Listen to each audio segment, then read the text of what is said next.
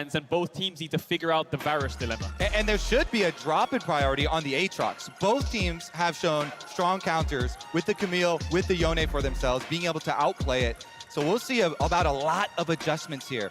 On the red side for DRX, though, it's so hard to get away from these bottom lane necessary bans because, like we talked about, Jeff hasn't played much Aphelios. You can't play the Aphelios plus Lulu into the Lucian. So Yuumi and Lucian remain permabans, and then probably the Caitlyn unless you want to pull out something crazy. So Varus first pick is probably going to be the answer here from T1. Now, does DRX take away Renata? They've left that open. They banned it in game 2. Kalista's locked in. Kalista Renata. That's their answer to Varus. Will it work is the question. What is T1's response here? Do they go for some kind of melee support into this Renata? Do they play Varus Karma to try to contest the push? The problem with the Karma is you don't have a lockdown onto the Kalista. So Aatrox is up, Sylas is up, Rise is up for Faker if he wants to blind pick it. There it is, looking at double poke here. More aggressive fight over the priority in that pushing bottom lane.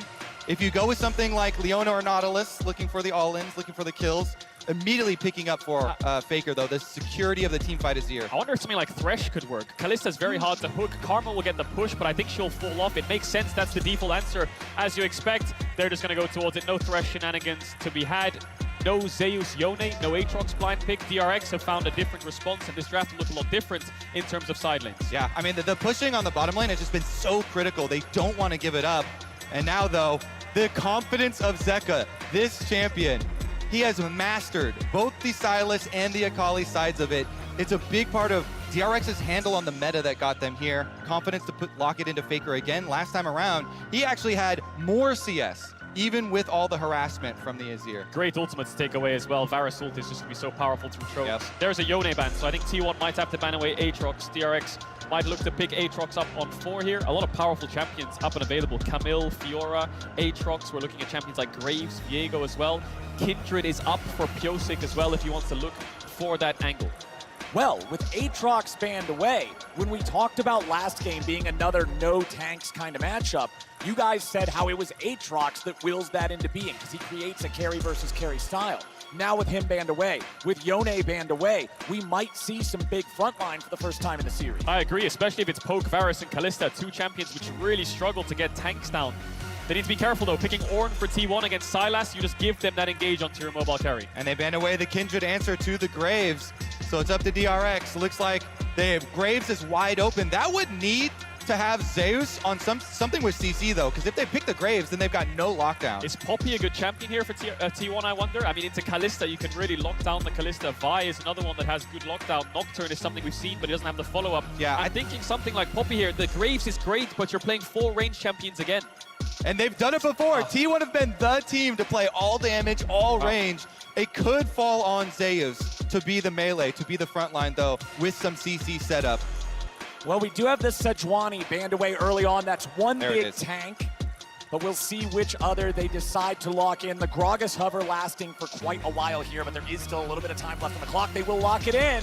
It's Zeus on the Gragas. Yeah, I think with Karma, you need some front line there. I wouldn't be surprised to see an Ornn come out here from King, and Aatrox is removed from the equation. Double tank matchup.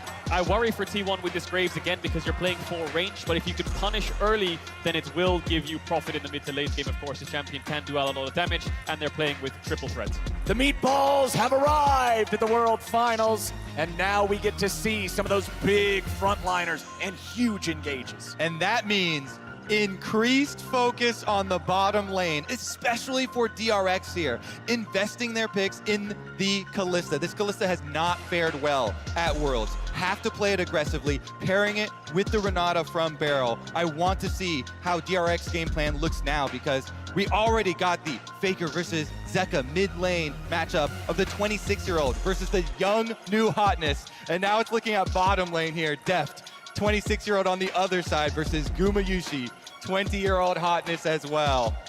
Opposite sides, of course, from both respective veterans, like you highlighted there, Kobe. And bot lane will have to be a pivotal point of focus for both these teams. We saw Pyosik go towards mid earlier on with a similar kind of matchup in game 1 to get Faker's flash. Why did he do that? Well, it's good to get mid lane flash early, but in the Sylas matchup especially, it allows the Sylas to get the push into Azir early on, which he doesn't normally get, which allows him to get towards bot lane first if the mid laners decide to roam down there.